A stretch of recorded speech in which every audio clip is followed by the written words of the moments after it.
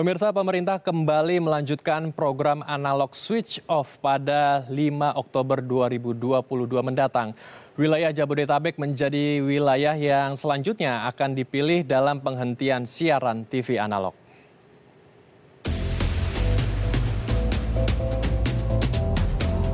Pemerintah akan menghentikan siaran televisi analog di Jakarta, Bogor, Depok, Tangerang, Bekasi, atau Jabodetabek pada 5 Oktober 2022. Staf khusus Menteri Komunikasi dan Informatika sekaligus Ketua Tim Komunikasi Publik Migrasi TV Digital, Rosarita Niken Widyastuti mengatakan, wilayah Jabodetabek telah memenuhi kriteria analog switch off atau ASO untuk migrasi ke siaran televisi digital. Adapun daerah administratif yang terdampak ASO di Jabodetabek terdiri atas 14 kabupaten atau kota, yakni Jakarta Pusat, Jakarta Utara, Jakarta Selatan, Jakarta Timur, Kepulauan Seribu, Kabupaten Bekasi, Kabupaten Bogor, Kota Bekasi, Kota Bogor, Kota Depok, Kabupaten Tangerang, Kota Tangerang, dan Tangerang Selatan. Untuk itu Niken meminta agar lembaga penyiaran untuk meningkatkan intensitas sosialisasi kepada masyarakat tentang manfaat dan langkah-langkah yang harus dilakukan untuk beralih ke siaran TV digital. Tidak hanya itu, Niken juga mengimbau masyarakat di Jabodetabek yang sudah memiliki kesempatan mengakses TV digital agar segera melakukan migrasi. Sementara itu, bantuan set-top box atau STB untuk rumah tangga miskin telah didistribusikan oleh Kementerian Kominfo sebesar 63,4% dari total 479.307 unit STB, baik yang dilaksanakan oleh penyelenggara multiplexing maupun dibiayai anggaran negara. Tim Liputan, DAI TV.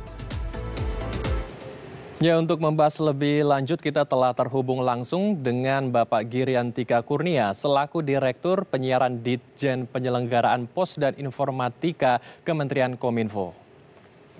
Selamat siang Pak Giri, apa kabar? Assalamualaikum Pak. Waalaikumsalam warahmatullahi wabarakatuh. Baik Bang Hendro, apa kabar?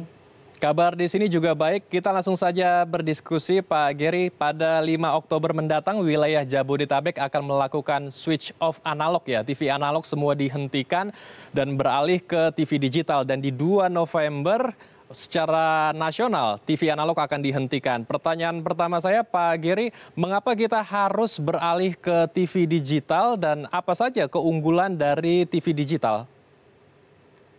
Baik Bang Hendro, teman-teman pemirsa DAI TV, kita harus pindah ke siaran TV digital ini karena siaran analog ini boros. Jadi satu infrastruktur hanya untuk dirinya sendiri. Tapi setelah pindah ke digital ini satu infrastruktur bisa sampai 13 stasiun TV. Jadi untuk industri penyiaran kosnya akan relatif irit ya. Jadi hampir kalau hitung-hitungan kita hanya 25%. Kedua, efisiensi dari frekuensinya nanti akan kita gunakan untuk apa? Untuk memeratakan internet di seluruh Indonesia. Jadi masih banyak saudara kita, hampir 12.500 daerah kabupaten yang belum mendapatkan sinyal internet, bahkan mereka belum bisa komunikasi seperti Jakarta. Jadi internet akan merata di seluruh Indonesia. Jadi seperti itu, dan keunggulannya untuk masyarakat ini ada fiturnya luar biasa nih, beda sama analog. Pertama adalah FPG nih, kalau DAI TV nanti mengaktifkan FPG-nya, programnya sampai sebulan bisa kita lihat. Kedua ada parental lock. Parental lock itu ramah anak. Orang tua bisa memblok program-program yang tidak sesuai dengan anak.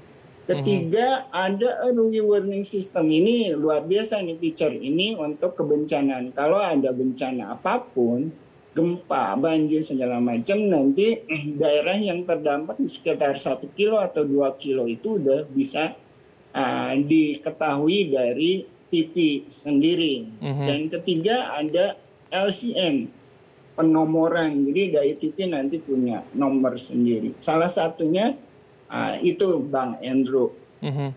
Baik, jadi selain mendapatkan suara yang lebih jelas dan gambar yang lebih jernih, ada banyak fitur juga yang bisa didapatkan oleh masyarakat ketika beralih, ketika switch ke TV digital ya Pak Giri. Namun sebelum saya membahas fitur-fiturnya, Kami ingin mengetahui juga Pak Geri, sejauh ini sudah ada berapa persen begitu masyarakat yang sudah beralih ke TV digital, dan bagaimana dari persiapan masyarakat kita sendiri, apakah benar-benar sudah adaptif dengan perkembangan teknologi? Baik, Bang Andrew. Jadi kita melakukan survei,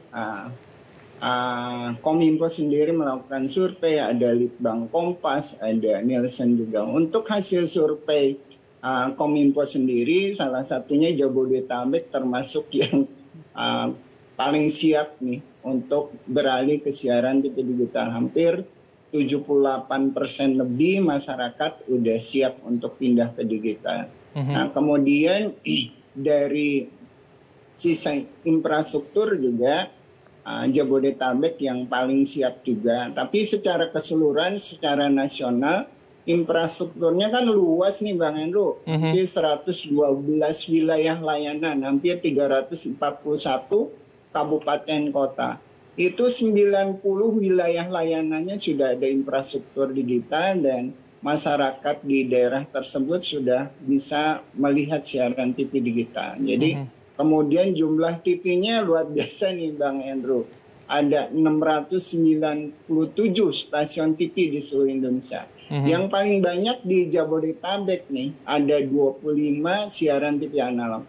25 siaran TV analog di Jabodetabek ini sudah ke siaran digital. Hanya satu lagi yang belum. Kemudian masyarakat Jabodetabek ini selain 25 itu ada tambahan program-program siaran batu yang di digital. Total di Jabodetabek ini rata-rata mendapatkan program siaran hampir 52 program siaran. Jadi masyarakat Jabodetabek benar-benar disuguhin siaran, program siaran TV digital yang banyak. Jadi tidak ada isu, dan sosialisasi juga kita tingkatkan. Dari hasil sosialisasi ternyata yang paling efektif adalah menggunakan TV-nya, media TV, karena masyarakat yang terdapat ada yang nonton TV analog. Kalau siaran kayak Dai TV, apresiasi juga nih, sosialisasinya luar biasa sehingga penonton dengan mudah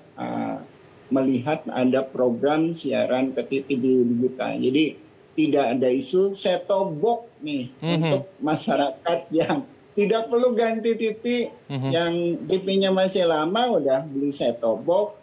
Jabodetabek ini luar biasa, ada 70 tipe set-top box, harganya bervariasi, ada yang 140.000 udah dapat set-top box dengan sertifikasi. Jadi Jabodetabek insya Allah 5 Oktober siap untuk siaran analog yang dihentikan, dan masyarakat akan mendapatkan pengganti siaran TV digital yang bersih gambarnya, jernih suaranya, dan canggih teknologi. Seperti Dai TV ini.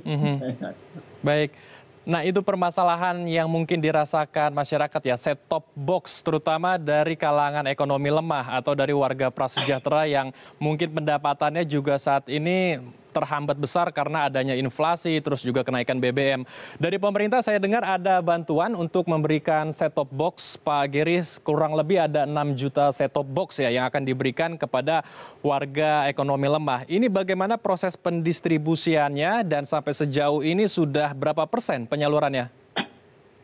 Oke, ya ada sekitar 6,7 juta set-top box untuk keluarga miskin, yang datanya itu kalau dulu menggunakan data DTKS, data terpadu kesejahteraan sosial, tapi berdasarkan masukan pada saat pembagian set-top box di awal-awal, akhirnya dari swasta dan Pemda itu mengusulkan untuk penyempurnaan data DTKS. Sekarang kita gunakan namanya P3KE datanya itu. Datanya berdasarkan NIK. Itu lebih valid, dan untuk Jabodetabek, Bang Andrew, ada sekitar 479.000 set-top box lebih. Ini asalnya dari penyelenggara infrastruktur digital. Karena mereka mendapatkan hasil seleksi dan evaluasi infrastrukturnya, mereka diwajibkan untuk komitmen set-top box. Nah, sisanya dari pemerintah. Untuk Jabodetabek sendiri, alhamdulillah Bang Andrew, laporan kemarin mungkin hari ini udah hampir 90% udah terdistribusi. Jadi masyarakat, keluarga miskin sudah terdistribusi di Jabodetabek. Mudah-mudahan minggu sekarang udah selesai, walaupun 5 Oktober masih hampir 6 hari lagi, mudah-mudahan minggu sekarang udah selesai distribusinya. Kita pantau agar semua siap.